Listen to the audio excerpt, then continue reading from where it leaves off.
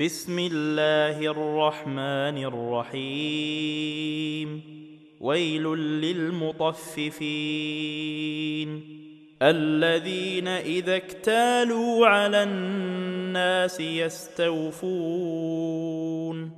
وإذا كالوهم أو وزنوهم يخسرون ألا يظن أولئك أنهم مبعوثون ليوم عظيم يوم يقوم الناس لرب العالمين كلا إن كتاب الفجار لفي سجين وما أدراك ما سجين كتاب مرقوم ويل يومئذ للمكذبين الذين يكذبون بيوم الدين وما يكذب به إلا كل معتد أثيم إذا تتلى عليه آياتنا قال أساطير الأولين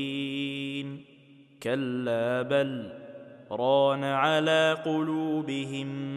ما كانوا يكسبون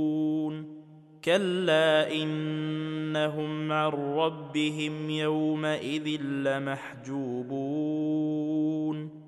ثم إنهم لصالو الجحيم ثم يقال هذا الذي كنتم به تكذبون كلا إن كتاب الأبرار لفي عليين وما أدراك ما عليون كتاب مرقوم يشهده المقربون إن الأبرار لفي نعيم على الأرائك ينظرون تعرف في وجوههم نضرة النعيم يسقون من رحيق مختوم ختامه مسك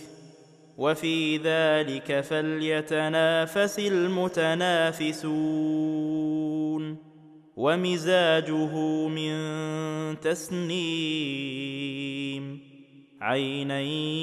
يشرب بها المقربون إن الذين أجرموا كانوا من الذين آمنوا يضحكون وإذا مروا بهم يتغامزون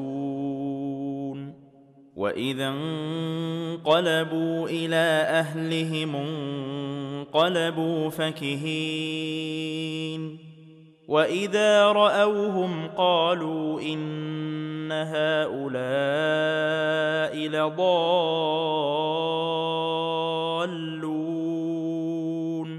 وما أرسلوا عليهم حافظين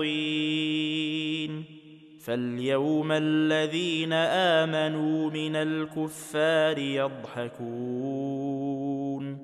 على الأرائك